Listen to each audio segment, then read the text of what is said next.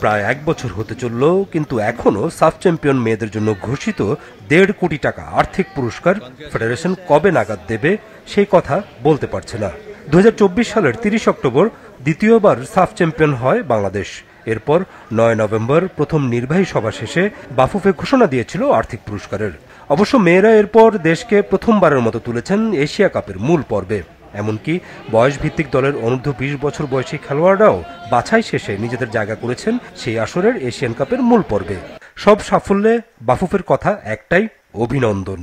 শুকনো এই শব্দটা ফেডারেশন কর্তারা দিয়েছে বর্তমান নির্বাহী কমিটির চতুর্থ সভায়।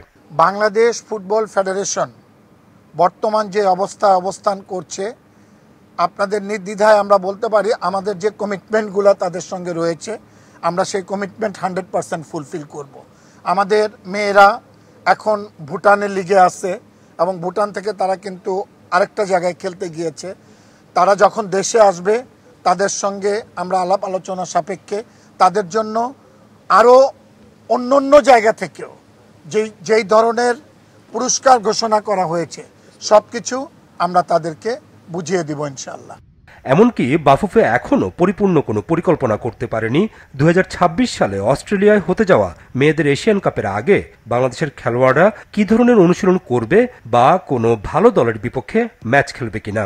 মেয়েদেরকে নিয়ে আমাদের যে পরিকল্পনা এবং আমরা সামনের দিকে আমরা মেয়েরা যখন সবগুলা মেয়েকে, আমাদের কোচ কিন্তু এখন দেশের বাইরে রয়েছে, উনি যখনই আসবে, আসার পরে আমাদের মেয়েরা যখন আসবে আমাদের কিন্তু অনেক রকমের পরিকল্পনা রয়েছে।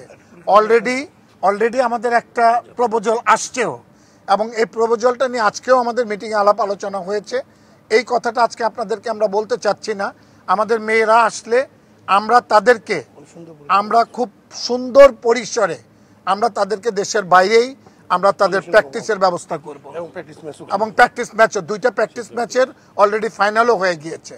মেয়েদের নিয়ে এমন সিদ্ধান্তহীনতার মাঝেই অবশ্য খেলোয়াড়রা নিজেদের মতো খেলে চলছেন।